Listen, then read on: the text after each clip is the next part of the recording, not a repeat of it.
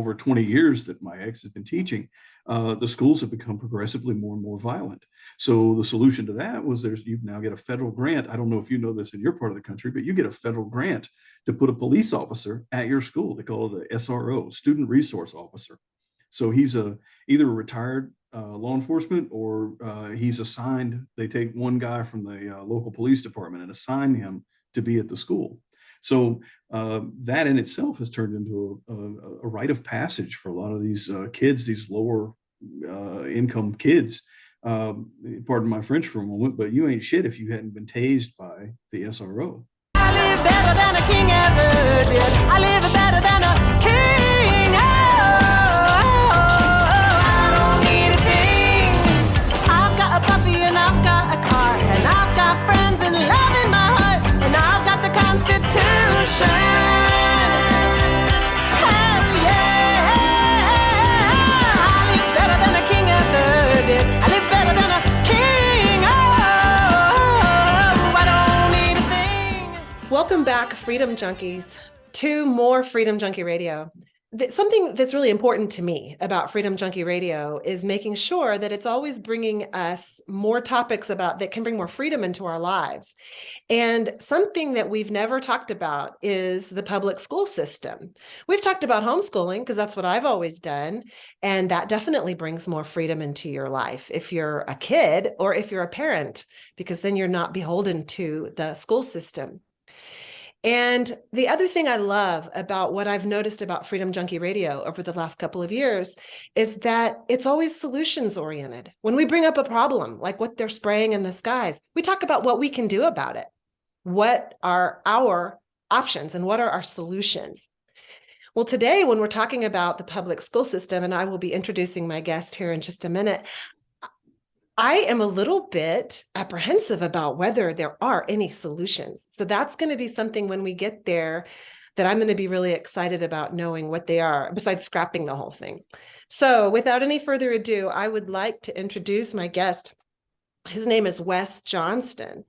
And Wes is just a really cool guy. He's lives in South Carolina on over 200 acres and seems like he's just got a wonderful thing going on there with his 18 chickens, dozen rabbits.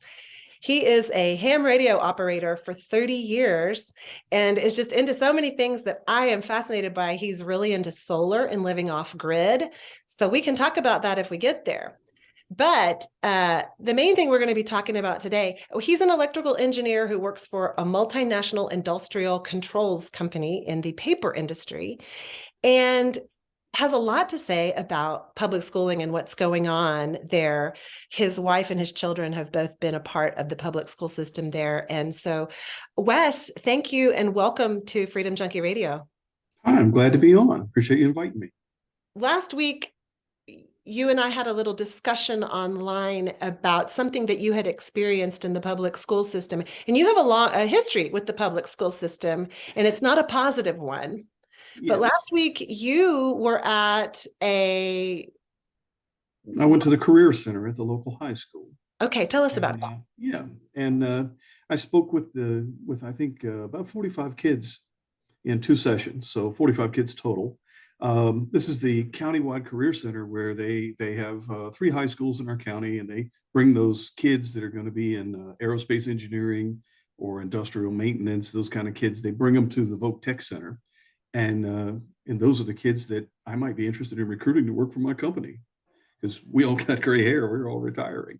So the sad part was that 45 kids I talked to, there wasn't one that had a spark in his eye. That was what killed me. There wasn't one. When I was talking to the whole room, and I said I had a PowerPoint presentation going. I was talking to the kids about what I do day to day and, trying to make my job look exciting. And I, walking around the room, I raised my hand. I said, hey, who wants a job tomorrow? Because these kids are graduating high school right now, this week.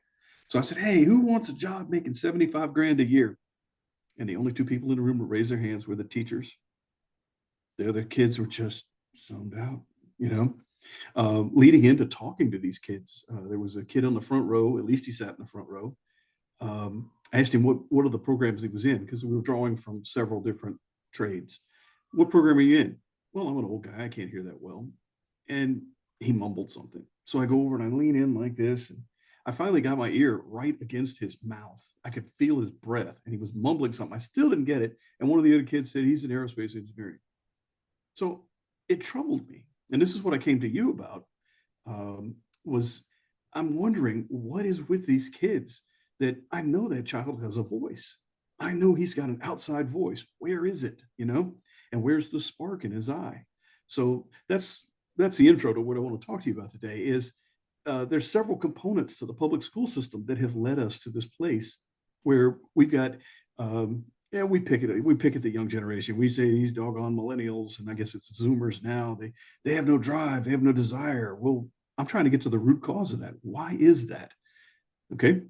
So I hate to keep monologuing. If you want to lead me into something, I don't know. No, I mean, the most fascinating thing that you talked about to me so far was that they're all drugged because of the No Child Left Behind. Start there and tell us what you think about that. Okay. For my experience with the public school system is my ex-wife is a school teacher at this local high school. And she's been a school teacher there since the year 2000 or so. So she's got 22 years in. And I heard a lot of stories before we divorced. I heard a lot of stories about what went on with the schools over time. And to do specifically with No Child Left Behind, and there are some other facets I'd like to cover with you today about this, but to do specifically with No Child Left Behind, it gets down to incentives. The school has different incentives than you think they do. We like to think that we send our kids to school to become educated and become well-rounded people. One of the fears about homeschooling is I might not be a math whiz. So how can I teach my kid algebra? I'd rather somebody who has a degree in math teach my kid algebra. I'd like to offload that to get better quality because I admit I'm humble. I said maybe I shouldn't teach my kid French. So you know what? I just want to jump in and say that anyone who's having that thought and going, yeah, I agree with him. Everything is available online. I am not a math whiz. I am not all the things my kids learn. I do my best, but what you're getting with that math whiz at the high school is they're also encouraging your kid to go get a sex change. So, I mean, that's what you're teaching too. So it's not just. And they're hiding things from you, concealing things that they're doing at the school from you. And a lot of that came out in COVID because parents stayed home because the kids stayed home. And now mom walks through the room and sees the Zoom call like we're doing now and pokes her head in, what are these kids learning? And they start hearing what's going on in class. So anyway, back to incentives. No Child Left Behind says that all kids have to perform at grade level. That's the fundamental thing. All kids have to perform at grade level. And if the schools don't meet the criteria, then they lose funding. So everything in the school system is about money. And if you think it's about your little kid, it isn't. So the school has different incentives than you do. For example, if the kid is not reading at grade level, then let's back up. No Child Left Behind says all kids have to read at grade level unless they have a learning disability. So now all the kids that are slow, statistically half the kids, right? Half the kids are on these IEP programs, individual education plans. And that gives the schools an out. But that also leads us into another problem. My own son got into one of these. It has to do with things he was doing at home with his mother after we divorced. He didn't get any exercise. Fresh air and sunshine makes a boy tired. And he didn't get exercise. So then he didn't sleep well at night. So now he's late and he's dragging in for school in the morning. And this thing, you get wrapped around, right? He got wrapped around the clock. And so he's not prepared to learn at school. So he's goofing off. He's being a class clown. He's a 6-year-old boy in first grade. And he didn't learn to read. And, the gross overview is he didn't learn to read. So his teacher says he's acting up. And my ex wants to put him on these ADD meds. So now he's zombified. So now 2 years later, he's in the 3rd grade and whoops, he hasn't learned to read yet. His peers are getting a little proficient, but he hasn't learned yet. So they said, hey, we have this thing called an IEP. We'll put him on this IEP and we'll spend special time. We'll make special lesson plans for your child. We'll make accommodations for your child. So in one of these IEP meetings, I asked the teacher, what are these accommodations? Well, if he can't read, which is my case, if my child can't read, she'll spend extra time with him up at her desk and she will read a test to him and let him respond verbally. Oh, instead of making him learn to read, because we got a plan for that too, right? So I said, well, what do the other kids do? What do the other kids do while you're spending special time with my kid? And she said she lost her cool for a minute because usually these people are very, very, very flat faced and all this, right? She said, oh, hell, I've got 12 of them in the class. She lost her composure for just a moment and let a little crack out, right? So the problem is what are the other 12? There's 24 kids in the class, right? So 12 of them have an IEP. So what are the other 12 kids doing while she's spending time with the special ones? They're bored. Now you get 7, 8, 9-year-old boys in a class bored, and they're going to start pulling each other's fingers. They're going to start making farting noises. They're going to, oh, kids made farting noises. Oh, he's disturbing the class. Now teacher calls the mom and says, hey, your son is disturbing the class. We need to get him on some ADD meds, right? So now we've started a cycle. So now the kids are stupefied. So I think this brings me back to what I was saying at the Career Center. My hypothesis is that the kids that I saw at the Career Center have been threatened with torture, threatened with chemical lobotomies. I know that's exaggerated, but they're threatened with this if they act out, if they speak, if they think, if they assert anything, the teacher's going to get them on these doggone drugs and they're going to be zombified. And they got 12 years of this. Let's call it an abusive relationship. They're scared to death to speak out. I mean, the stereotype is a woman is married to the drunkard husband that comes home, and she has to be really quiet, or things will get bad in the house. Well, that's what the kids are doing in school. That's what they're afraid of in school. You think the kids don't want to get on the drugs? I didn't know that they were threatened with that. I thought they were just told to sit down and shut up and behave yourself. I mean, that's part of the process of the indoctrination of the American people. No, some of them might want to be, I can't speak for all, but I know many people who have decided to not take these drugs when they were 15 or 16 years old. And they see what it does to their peers. So, you see your buddy get zombied out. Well, I don't want to do that. So I'm going to be quiet, So I am one of the weirdest people in the world to be interviewing you about this topic right now, because I am so ignorant when it comes to which is maybe a great place to be coming from. I am completely ignorant about the public school system. I haven't been in it in 34 years, haven't set foot in it. It's my different than when you and I were there.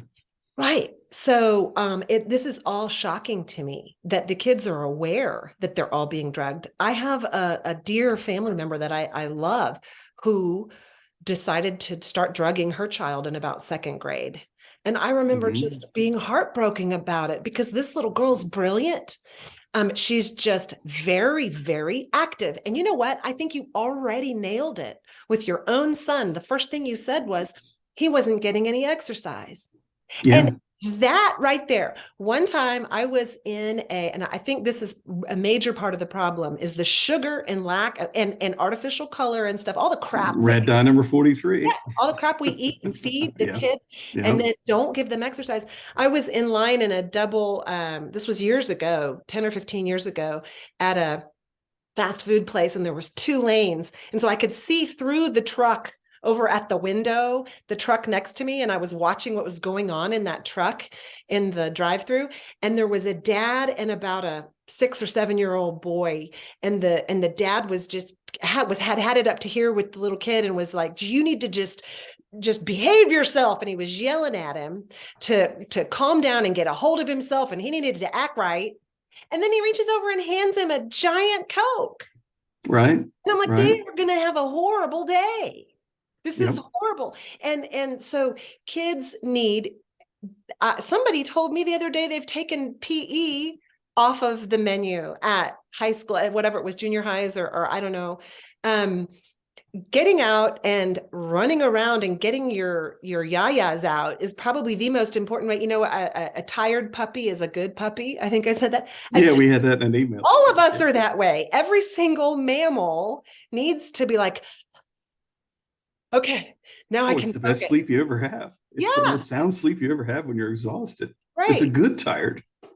So this drugging of everyone is absolutely mind-blowing to me. So now you're seeing that the end of high school, they seem to have no drive at all. Well, what they've got 12 years of conditioning. If you speak out, if you're active, if you do something that annoys the teacher calls your mom in. Well, see, the teacher's an authority figure. Just this goes to the COVID vaccine thing too. An authority figure told you you had to wear the baby diaper on your face. An authority figure told you you had to get vaccinated or you'd lose your job. So the whole authority figure thing, we fall in line without questioning anything. So if a teacher who is well educated in early childhood development and got all this parchment on the wall, if she tells you your kid needs to be a zombie, you'll do it. Most will. You know, I was powerless to stop my ex from doing it. You know, she had custody of the kids, so that's how that happened. Um, all of us smoked a little something when we were younger. Some of us might still. Okay, I know what that is. I know what that high is. I'm familiar with those things. I'm familiar with alcohol. I know those things. I've never been on these kind of drugs. I don't know what they do for you. I don't know what the thing is, but I did see a cartoon once online that said, it was the pharmaceutical companies, and they're like, it's like meth, but for kids in the next frame, right? And I want to go on that. I didn't actually plan on talking to you about this part of it today, but it's coming up. There's a guy that works with us that's 35 years old. And when he was back about 12 years old, I spoke to him about this. When he was about 12 years old, he was acting out in school. So the teacher got his parents to put him on these zombie drugs. So he's on meth. And see, this zombie and meth doesn't jive for me. I'm not familiar with this. I think I might be out of order making this comparison. But nevertheless, they put him on ADD drugs. And he told me it's like meth. So he said when he got out of high school, he wasn't college bound. So he fell off of his parents' insurance. So he can't get the scripts filled for the ADD drugs. So he actually started doing meth. So he, at age 30, finally decided to kick it and get off. He saw it was leading down the wrong path in life. He may have spent some time in jail, this kind of thing, but he finally did fly straight. And 35 years old, he's clean. But the other issue is, and my mother's got a theory about this, once you start doing drugs, your emotional intelligence stops developing. So this guy is 35 years old and he's stuck in a 13-year-old boy body, mind, I'm sorry. So that's an odd thing. He's a weird guy because he doesn't have the emotional maturity. He really is like a 13-year-old boy. And like I say, I think it's because of those drugs. So what are we doing to these kids when we put them on these things? Okay, so that's one issue for sure. Like we really need to consider that good food, high quality food, exercise, sunlight, that there are things that, I mean, because as a homeschool parent, if your kid is acting out and not wanting to learn or whatever, you're not going to put them on a drug. There are, and homeschool moms have figured out, this is interesting, that there are children who will not retain stuff unless they're in motion. This is actually a thing. Yes, yes. So there's a child there. Yeah, there's a mom who she stands on the driveway. If her kid needed to memorize a poem or something like that, like even maybe Spanish vocabulary words or something where you're having to retain information, you would have him ride his bike around her or pogo stick while they're learning things. Right. And you can't do that. These classrooms are too big. And we've got to stop with the drugging of the children. Okay. Yes. That's a solution right there. Yes. Okay. So you had me smiling for a moment there because two things. One, I got a buddy that had a kid that had to run to learn. He couldn't sit still. He was fidgety. And I go over to my buddy's house after work, and this kid, we're sitting in the backyard drinking Coca-Cola, and this kid is running a lap. He's not even told to do this. The kid wants to do this. He runs a lap, and then he comes where we're sitting on one of the trailers in the backyard, and the kid comes and does one math problem on the fender of the trailer, and he runs another lap around the yard, and he does another math problem. And it's just every time he does, oh, good, I got it. And he runs around the yard. It was kind of neat to see. Well, the other one is my brother-in-law, when he was young. My mother-in-law made him run around the house, right? That was his punishment. He had to run laps around the house. So he thought he was clever. And he went to the kitchen window and he ran by the kitchen window and then he ducked and he went back under the kitchen window and he counted to 30 And he ran under the kitchen window again. And what he didn't realize was his mother was standing in the center of this ranch style house, and she could see all four directions around the house. She knew he wasn't running around the house. So he got in trouble for that. But kids run. Well, That's good stuff. But you're touching on something that is, we have a giant obesity epidemic in our country as well, with the children, with adults, with children have historically never been obese. You might have had your occasional child who was chubby, but this childhood obesity rate, they are being told to sit down, shut up, don't move, and we're just going to drug you in order to keep you there. If you don't cooperate and be quiet, we're going to drug you. The whole schooling mechanism, the way that it's done, is so wrong. I was talking to a friend of mine about, if Texit becomes a thing. I like that. I wish I lived there. Well, other people will do it too. If we do it, South Carolina will probably do it. No, we tried that a couple of 100 years ago. Well, this is it's a new time. Anyway, somebody was talking about what we would do for our education system here, and he got real excited about the idea of starting over and scrapping the whole thing. And he said we could draw from all these places around the world that have bigger success than we do. He said in Finland, which this sounds crazy because it sounds so cold in Finland, they spend about half their day outside. The children do. And speaking of reading, there's, something that comes across your plate when you're a homeschooler is the Waldorf method there's Waldorf schools, and then there's Waldorf homeschooling. That's never stuck with me at all, but there are some aspects of it that are very interesting and cool. They garden and they spend time outside and they do a lot of art. One of the things that's very controversial is that they don't even start the kids reading until they're getting their adult teeth in, which is usually like 7, 8, 9 years old. 8, 9 years old, yeah. They don't even start. So I'm like, well, if your kid's asking to read, handing you the book going, Mommy, I want to read, when they're 4 or 5 years old, I don't think I think I can't turn that down. Right. Yeah. You have to work with each child individually. But this idea that children have to be reading by the time they're in 3rd or 4th grade is also not true. Right. The school system wants people to fit in their square holes at the time they need to be there. And some people are not that shaped peg. Some people haven't developed to that shape of peg yet. So, but the school is all about making everybody fit uniformly into this spot at this time. And it stinks because you're not ready yet. Well, and you were talking about this No Child Left Behind and working toward the weakest link. And if you have that, there's always been kids that have kind of fallen through the cracks for whatever reason or another. I had a friend who taught in an inner city school in Houston a long time ago, and she said that there would be children that would come in, like this one girl one day. Her parents had been fighting all night. Her mom had been being beaten all night. This little girl was incapable of focusing on the lesson. So now you're telling me that the teacher would then focus all of their attention on this person who, they need counseling, they need a day off, they need something else. But the rest of the students who did eat breakfast and are there willing to learn, we do need to focus on those kids. It can't be, and you're talking about the funding, and I want to get back to that. And I also want to get to some of the other problems in the schools, because the school systems have gotten so bad that everyone who can leave has, and in the worst schools, from what I can see, they're in the more affluent areas. If you have a public school in an affluent area, the teachers want to be there. There's still kids that can do well, that aren't necessarily being drugged. I don't know. But then they're in your not so affluent areas. It's gotten so bad because the teachers can't discipline the children anymore,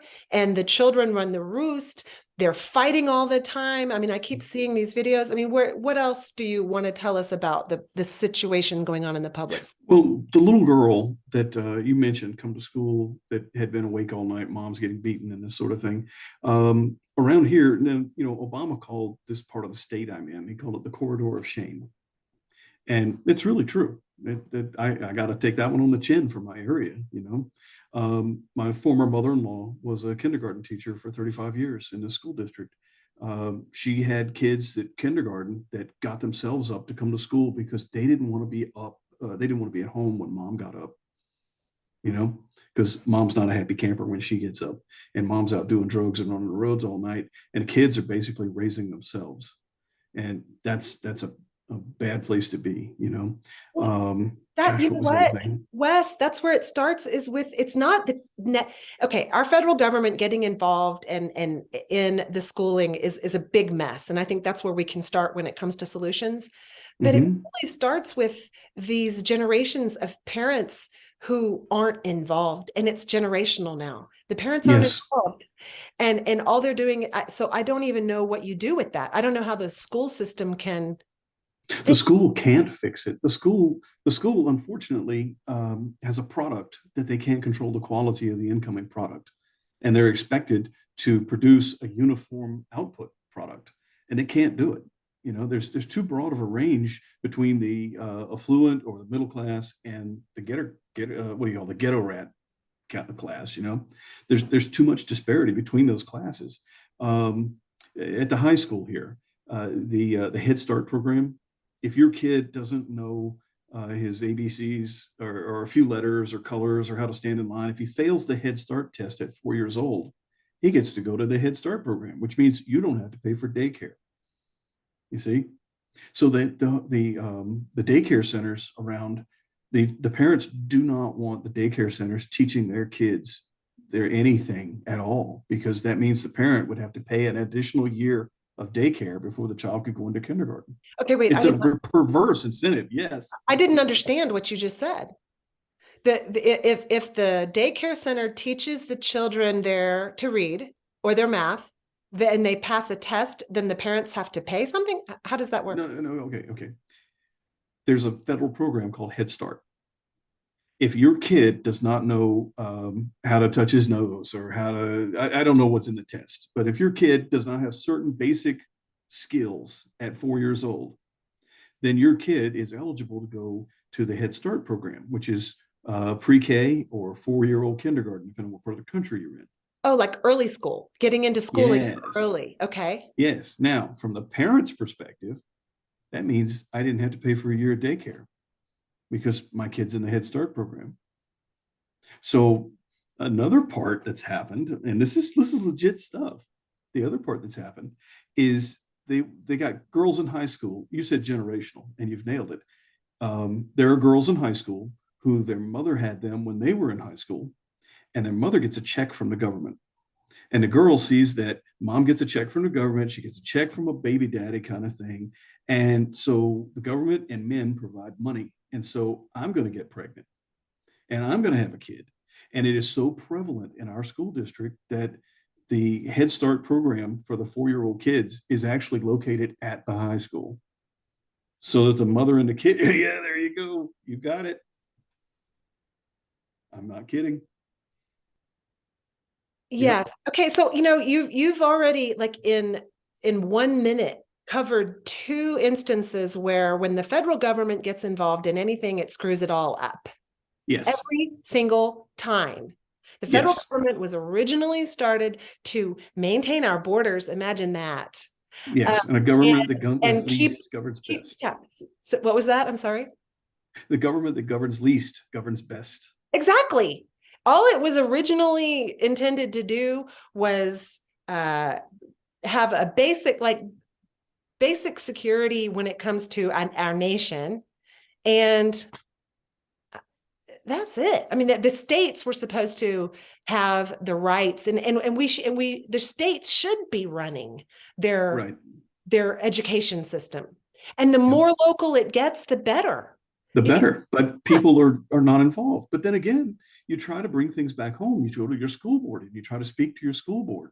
And I'm gonna paraphrase across a series of years that I've seen this go on. But parents go to the school board meetings and they want to talk about curriculum. And the school board starts saying, well, that's kind of long. Write your question down. And that's just to get you to STFU so that they can blow you off and move on to the next issue and say they had a public forum. And then parents, when the sex stuff started coming out, the transgender stuff and all this, a lot of moms got up there and started raising Cain at school board meetings. If you don't shut up, they're going to give you 3 minutes to talk. And if you don't shut up, they'll have you arrested for disturbing a school. But it's not a school. It's a school board meeting of an elected governing body. And they got to listen to you. You see? So there was a case, and I guess it was 6 months ago, where a state legislator, I don't recall what state it was, a state legislator was speaking to the school board in his kid's school district. And when he got up to speak, they started the clock. And he says, hey, don't even start that clock. Don't even do it, because constitutionally, you have to listen to me. And he started quoting some case law and telling them cases that went, and this and this and this. And the next thing that happened was the chair of the school board said, I moved to close the meeting. And they got a second, and they closed the meeting, and he never got to say what he wanted to say. So the school boards are not going to listen to you. I'd like to say in this forum where you and I are having, that you are not going to fix the local school systems. You are not going to fix your school system. The only choice you have is to opt out. And it's damned unfortunate that your tax money still goes to support that thing, even though you don't want to participate. Well, and I want to jump in there too, because in Texas, we have the most lax homeschool regulations. In fact, we don't have any. And it's wonderful, because one of the things that does get your goat right when you start homeschooling is, I pay this property tax and a huge percentage of it is going to the schools. Can't I get that money back to pay for our curriculum, to pay for our schooling, to pay for our outings, to pay for all the things we do? Well, guess what?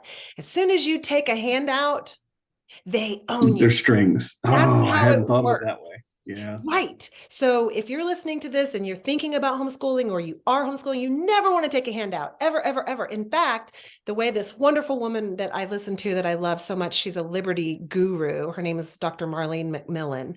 And she says, whoever lends the money is in power. So like when you have the 5-year-old brother who lends his 7-year-old brother $10, who's got the power in that relationship now? Right.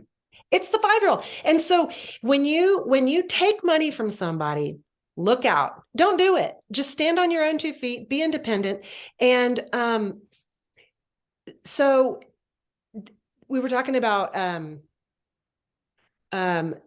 taking money. We were talking about what you can do with the local school board and all that. So what I have learned is that the infiltration by the powers that are soon not to be has happened on every level.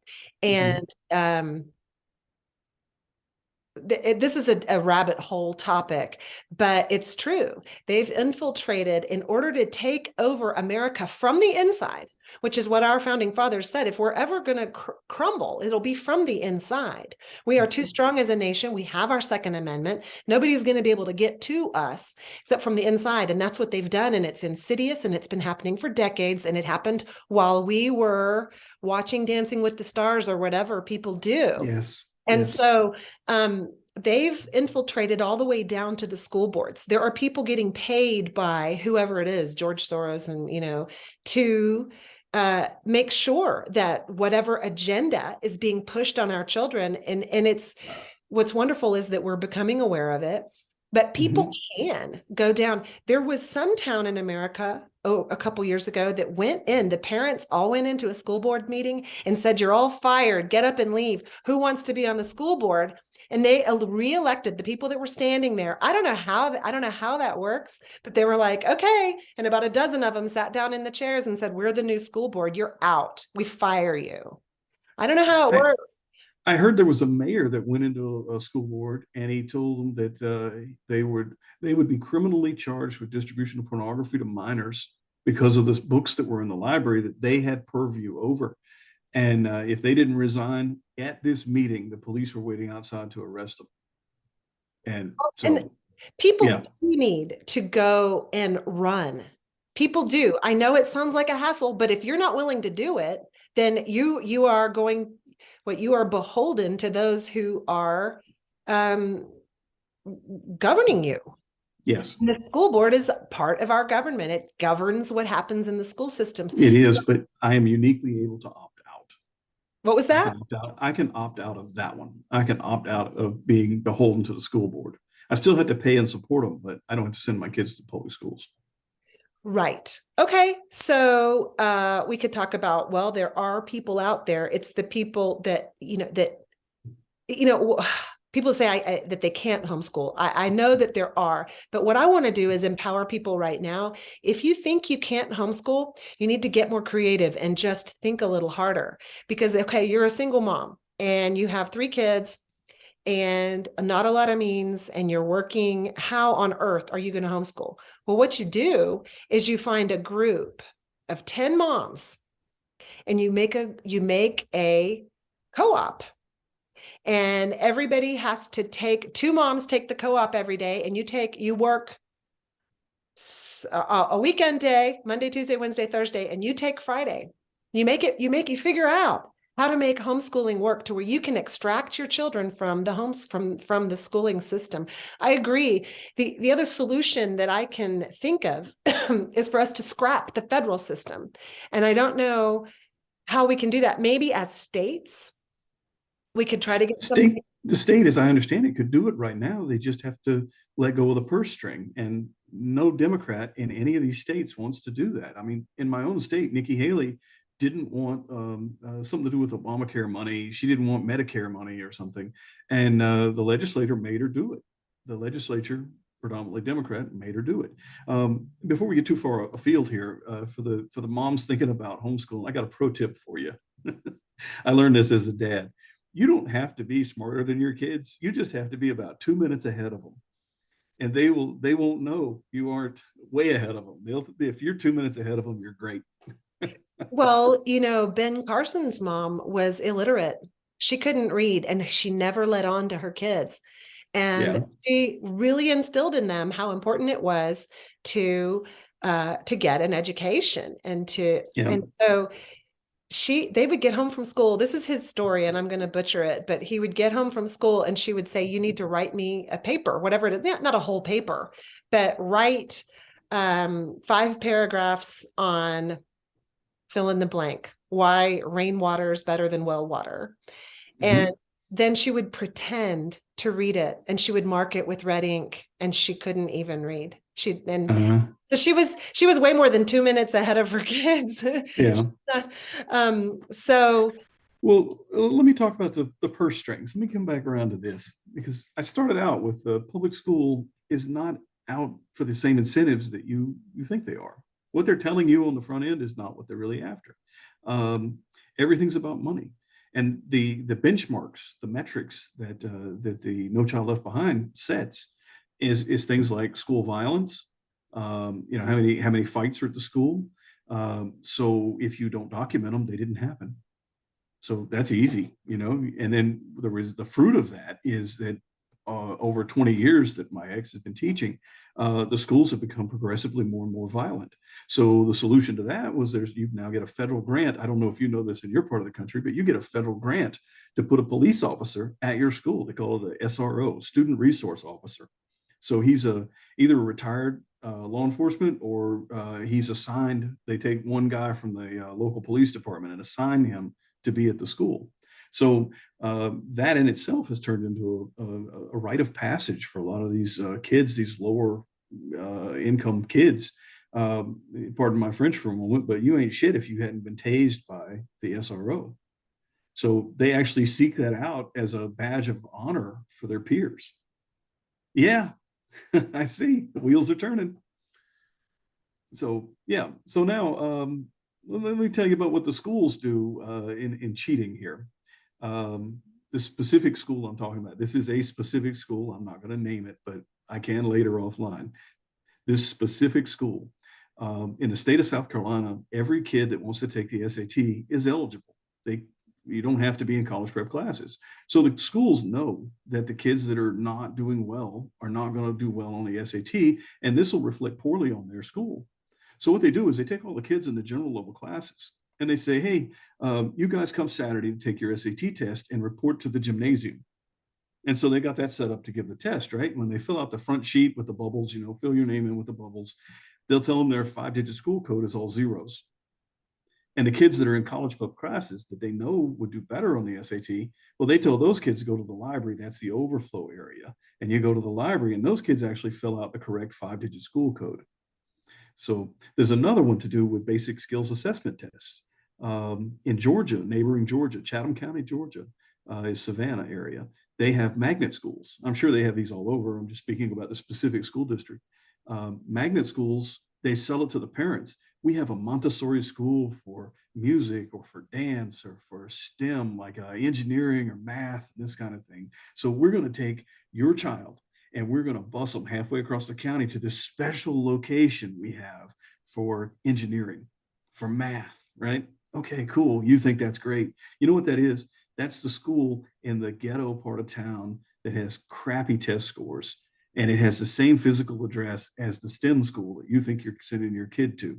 So now all those smart kids go to that school. And when the basic skills assessment test comes around, the test is mapped to the address of the school. And those 20% of the kids at the school raise the average of everybody at the school. So that's how they game the basic skills tests for a particular address. So they game it. What is the solution? You are aware of this cheating that's going on. All I can do is tell you things. I'll tell you one I caught them on that I actually called them on this. There's a law in South Carolina that says that if a child is taking a college level class and still in high school, because see, the question gets to be, if you pass the exit exam for high school in the 10th grade, why do you need to continue going to high school? Oh, because you have to have 20 credits to graduate. So the school will work out a co-op program with a college. And so the kids can attend, the high performing kids can attend college classes, get high school and college credit for it. So there's a law that says that if a kid attempts a college class, he's still in high school, and he scores less than 62, his grade is not recorded. So what the high school, one of the administrators at the local high school did, is he said to all the teachers, this was in the days before all the teachers had computers in their classrooms. They all went to the library to fill out, there was like 15 computers in the library, and they all went to fill out their grade books online, on the online scoring system. So I saw this. They had handwritten notes that said, remember, no scores lower than 62. They instructed the teachers. They perverted the law. They misrepresented the law to the teachers and told them, you are not to record any scores lower than 62. Because they had a lot of dummies in there, not dummies, but what do you call it? Charlie Brown's, cool and slow, right? These kids that just goof off all the time, getting 13s and zeros on tests. And so those didn't count towards the school's academic performance overall, because we just didn't record them if they were below 62. So I caught him on this, and I called the administrator, and I wrote him a letter, and I called him and tried to talk to him, and the policy just ended. The guy actually never spoke to me. So I'm trying to think what else I'm just processing this, and my mind always goes to solutions. What are solutions? The solution is pull your kid out of the school. That's the solution. You can't beat this system. This is a 100-headed hydra that's funded by your own tax money. You can't beat it. Okay, so yet again, we have an issue that's a nationwide issue that it's kind of like our banking system or our healthcare system or any of it, the monetary system. They all just need to collapse and fail and go away, and we need to phoenix everything. The sooner they would collapse. Yeah, phoenix. The sooner they would collapse, the better. I'm at that point.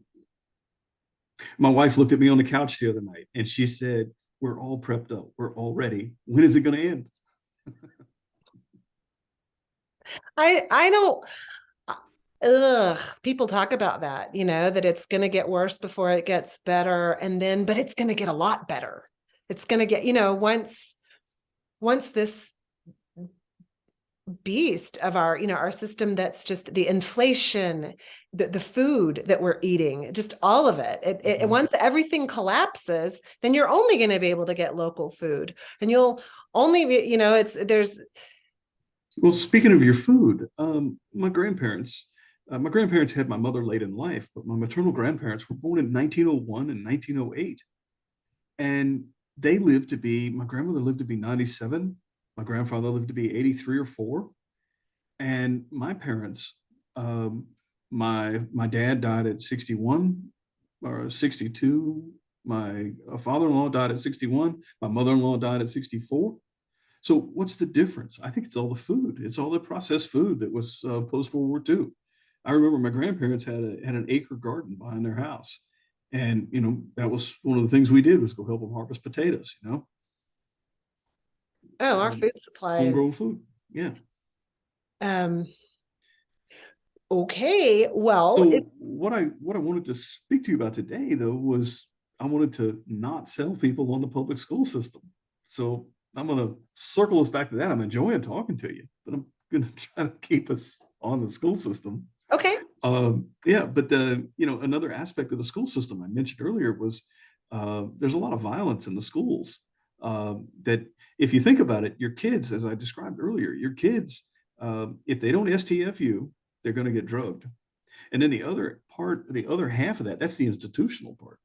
The other half of that is there's a lot of bullying goes on in the schools, and the schools turn a blind eye to this stuff.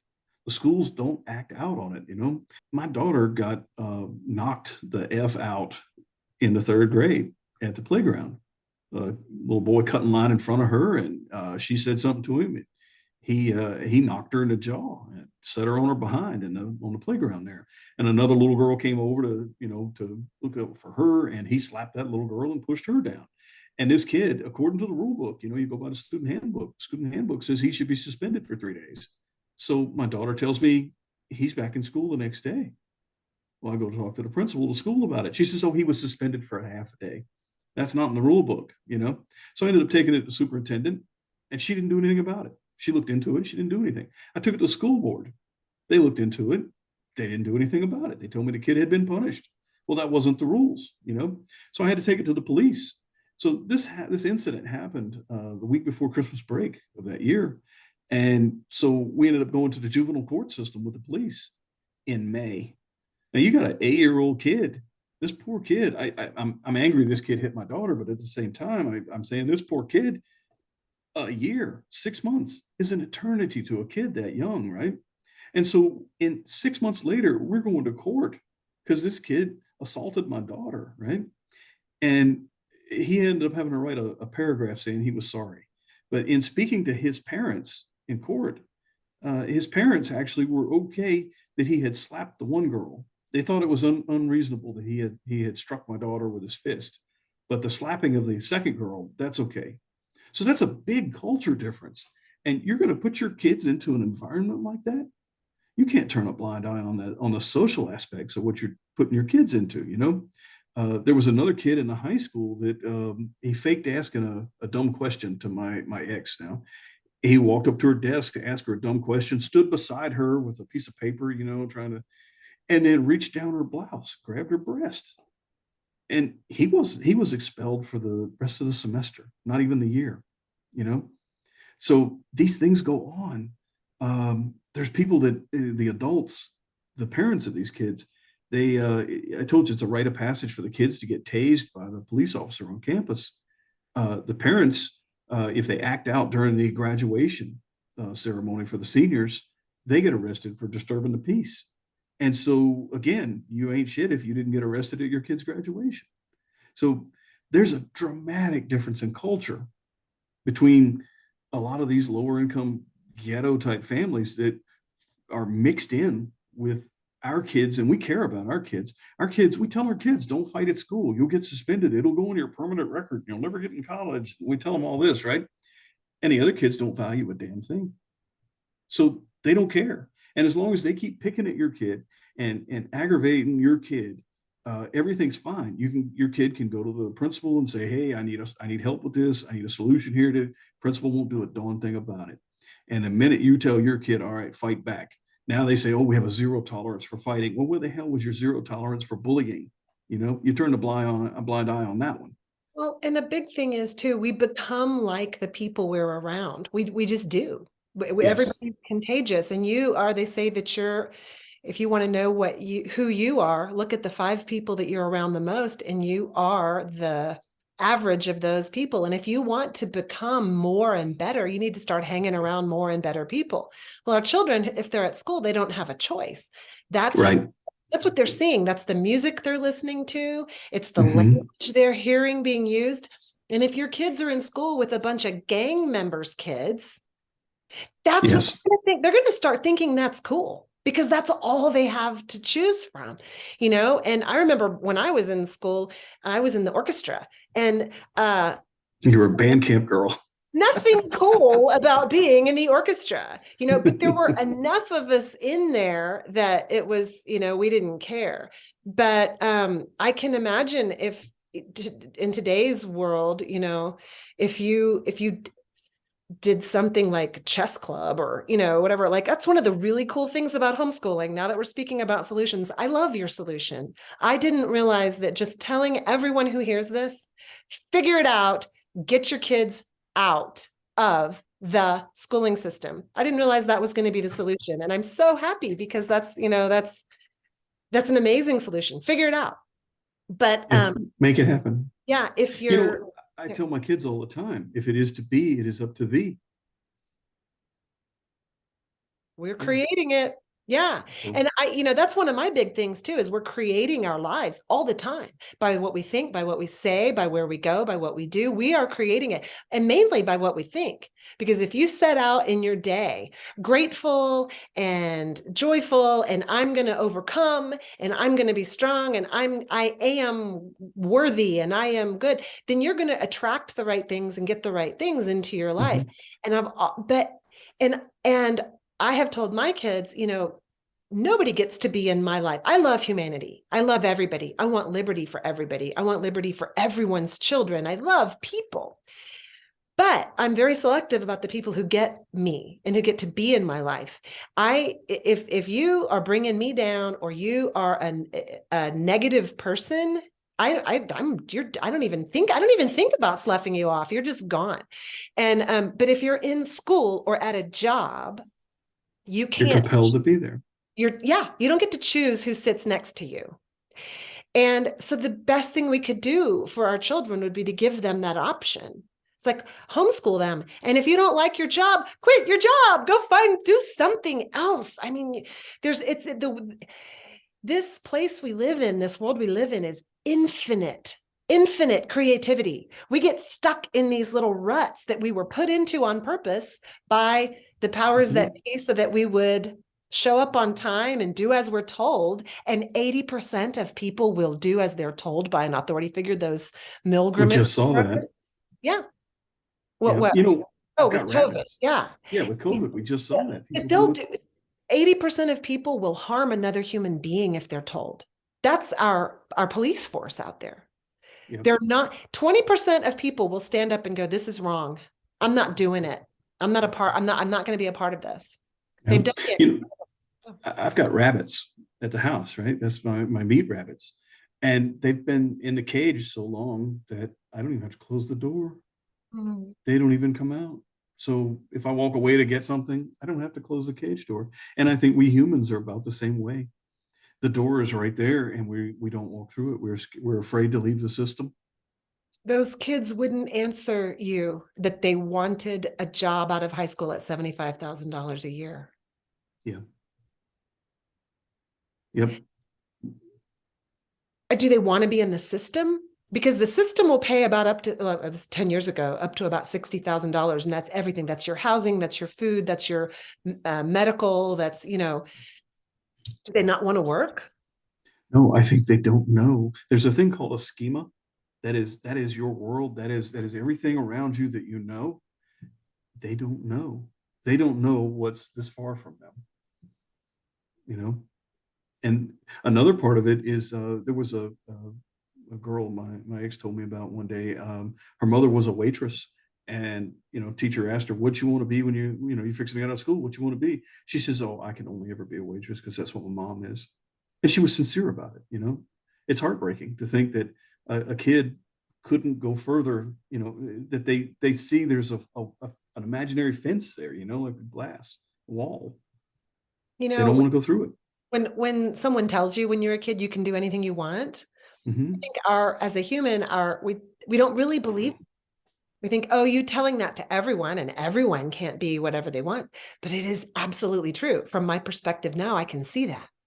Well, it's Typically, there are some, like, I probably will never dunk a basketball, being in the probably being a professional basketball player. But if what I wanted to do more than anything was to play basketball, you can do that for a living. I could become a basketball coach. You can do anything you want, and you can create a life that is beautiful and wonderful. And I don't know how to get that out to more. I guess when we're talking about solutions, you're saying the solution is to get your kid out. If you're one of the people that hears Freedom Junkie Radio and you can get your kid out. But I'm thinking about all those other kids that will never get out. And I guess there's just nothing I can do there's nothing, I don't know what the solution is. I can't help them. But let me go backwards for a moment here. It's not enough to tell your kid, it's wonderful. Tell your kid they can be anything they want to be. Absolutely. Encourage that. But you also have to provide them the tools to get there. I know people who have been told, young people who have been told, you can be anything you want to be. And then they just drop it right there. And the kid doesn't know how to walk, doesn't know how to jump the chasm to what they want to be. So you have to provide your kid the tools. Something we did with my stepdaughter is she started making noise. We saw her personality start coming out. She's not a touchy person, so nursing's not for her. We were going through things she could do, and she decided she might like to be a pharmacist. So I called the local mom and pop pharmacist, and I said, hey, do you mind if my daughter shadows you for the day? Absolutely, come on down. And so she got to see that, and she spoke to that guy about what education he had. So we showed her the door, and she opened up the whole hallway, and this guy was describing the future to her. That's what you got to do. You can't just turn your kids loose and say you could be an Abrams tank, go for it. You have to tell them how to get there. And one of the things too is the school system will never have an individual interest in your child the way you do. And yes. So one of the things that in homeschooling we try to do, or at least my family tries to do, we have always constantly been watching our children to see what their strengths are, what they're interested in. If either of my kids ever came up to me and said, hey, Mom, I think I want to learn about airplanes. We're going to the library and getting every book they have about airplanes. If my kid ever said, like anything they show an interest in, because when you're interested in it, that may be the path for you. And I don't necessarily know the first thing about airplanes,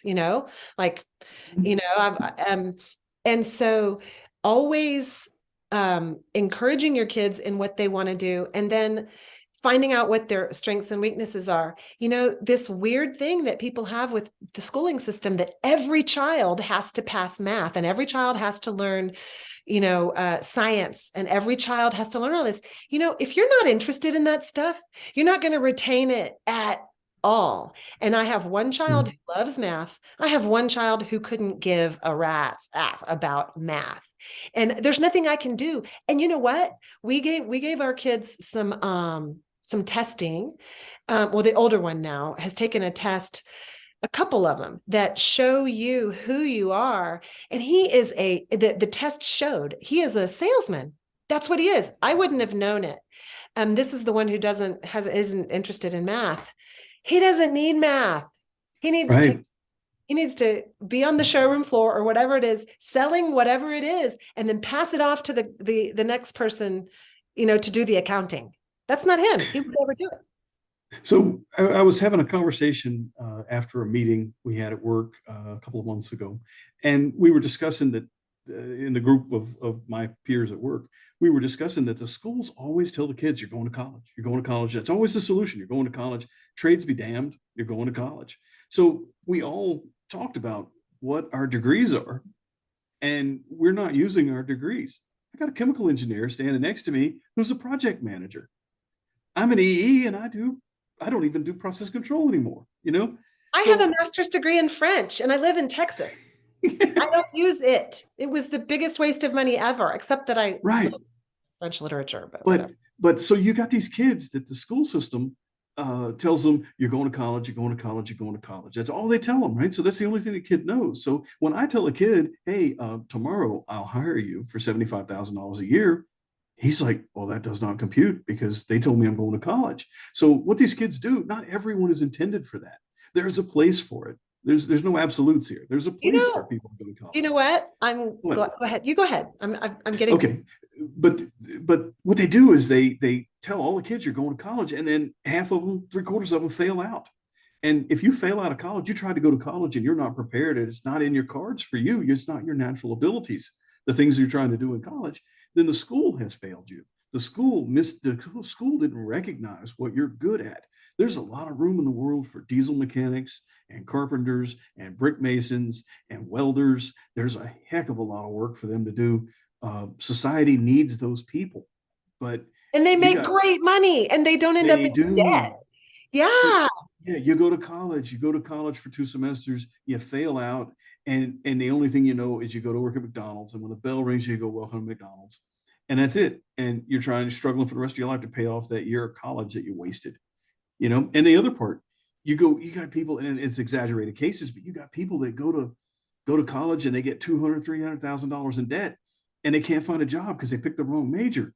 But what if I could get you a job, 75 grand a year, and you could start buying a house immediately? Isn't the point to have a house, to have a family?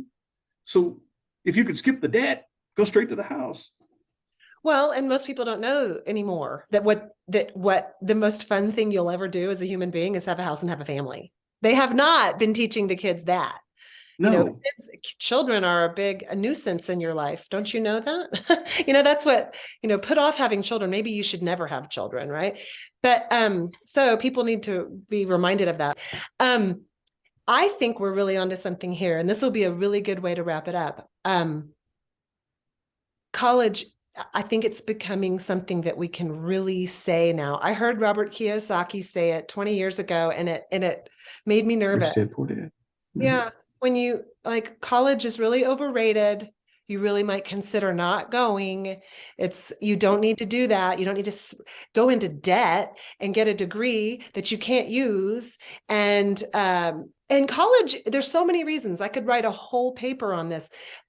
College is watered down now. Everyone goes. There's nothing special about it. It's like everyone used to have a high school education. Now everyone has a college education. It doesn't mean anything. And what you get at college right now for that overpriced degree is a kid who comes home with blue hair and thinks that they don't want to have children and that they're the wrong sex and that you're a racist. Their parents are all, whatever they teach them. And I'm encouraging my kid. Well, I haven't encouraged my children not to go to college, but I've given them the option. I'm like, you do not have to go. If you want to go, you can go. And there are reasons to go. If you want to be an electrical engineer, if you want to be an engineer at all, if you want to be a professor, if you want to be a lawyer, if you want to be a dentist, there are things that you have to go to college for. But these other trades are amazing. Or if you just want to start a business, go figure out how to buy a food truck and start slinging burgers somewhere. I mean, you can, maybe it'll come back, when I like to think in terms of history as well. What were people doing 500 years ago, 1,000 years ago? Higher education was just for a very small percentage of people. And those were scholars.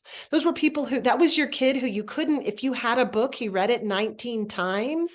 The kid who that was what they wanted more than anything was to learn another language or to learn, and those kind of people, they don't need to go to college either, because everything you could ever want to learn is right here online now.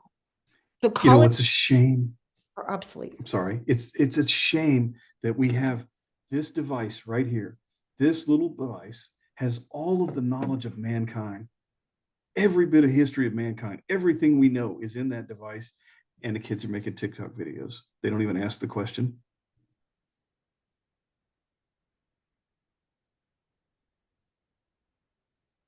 So if someone wants something in this world, there's never been an easier time in the whole world to go make it happen. And if you're a young person who has an ounce of desire in you to make a life for yourself, there are, and you have a spark in your eye, there are Yes. jobs for you. You can go get a job doing anything you want because the rest of the world is sitting around drugged up and looking at TikTok. Yep. Yep. So there is a silver lining for anyone who wants something in this life. Everyone's laying down. You can walk right through them and go get whatever you want. And come Yep. Well, is there anything? Okay, I think we've come up with some solutions, which is basically opt out. Opt out and look out for your kids because nobody else has your kids' interest at heart. And give up on the SUV and the BMW in the driveway. Give up on those things. What could be more valuable than your children? They're going to pick your old folks home, or hopefully let you live with them when you're old. Okay, what do you You mean know, give up the SUV? You mean like no, spend your money on? you got people that are keeping up with the Joneses. Oh, They all this affluence and opulence, and what we need is back to basics and take care of your kids. yeah. I don't have any interest in people like that. Like, ugh, I live in Austin. We're the worst dressed city in America. It's getting worse though, because California is coming here and Californiaing my Austin. But Yeah. we don't do too much keeping up with the Joneses around here. But Right. okay. But Wes, yeah, I was going to say something I forgot. go Never ahead. mind. Well, if you No, think I of can't it remember. before it's over, we were talking about keeping up with the Joneses. We're trying to keep up with Alex Jones around here. Oh, Otherwise, oh, oh, no, I remember now. It was, this generation of suburban moms that they pawn their kids off on the schools and they're on Valium themselves. I'm stereotyping, but this generation, we got to look out for our kids. But this is the generation that has to have a seatbelt reminder to remember to look for your kid in the baby seat in the back of the car. Maybe, and I saw this public service announcement. My God, it said put something important in the back seat, like your cell phone, so you don't forget your kid. I'm like, what could be more important than your kid? well, I do have to say that first year that you have a baby, sometimes you forget you have a baby. It's true. Like because you've never had one before. You've gone 24 years or however 20, 30 years without ever having one. I remember just a couple of times standing in my kitchen when I had a new baby and being like, oh my God, where's the baby? What's happened? Like suddenly you forget you have a baby. Now, once you've had the baby for a year or two, forgetting your toddler in the back seat, I can't imagine, but. Well, there's this part when you have a baby that they're right where you left them, and then they get about 7, 8, 10 months old, and then they're not where you left them. Oh my God, where are they? Well, is there anything else you'd like to leave us with? I can't think of anything. Well, there are so many things that you and I could talk about. You have got solar and prepping and animals, and you seem to like, if we could talk about the end of the world sometime, if you want. We might ought to do a second one of these about solar, because Okay. it's not complicated. There's a lot of shysters selling.